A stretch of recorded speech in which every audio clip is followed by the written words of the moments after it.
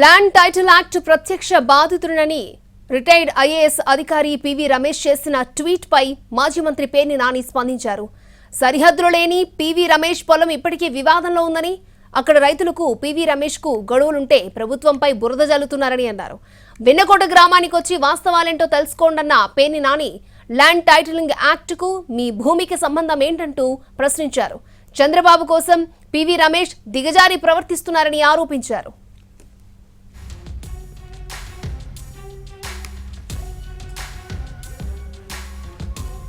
లేకపోతే మీరు చంద్రబాబు పంచన చేరి విఘ్నులయ్యండి.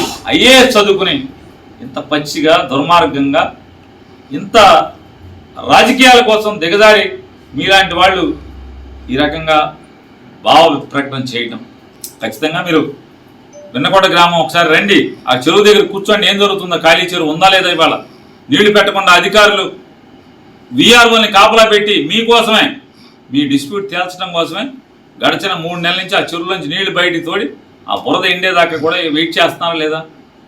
రేపు పోలింగ్ అయిపోయిన తర్వాత అధికారులందరూ కూడా ఇంటిమేట్ చేశారు మీ అందరికీ, మీ గుమస్తా గారికి. పోలింగ్ అయిపోయిన తర్వాత వచ్చి సర్వే చేస్తామని చెప్పడం జరిగింది. మీ నాన్నగారు మీకు అప్పచెప్పిన ఆస్తి ఉంటే ల్యాండ్ టైటిలింగ్ యాక్ట్ వల్ల నాకు బదిలీ అవ్వట్లేదు, మ్యుటేషన్ అవ్వట్లేదని మీ మాటని ఇంత దిగజారటం అనేది అవసరమే ఈ రమేష్ గారు అని చెప్పని మిమ్మల్ని ప్రశ్నిస్తున్నాను.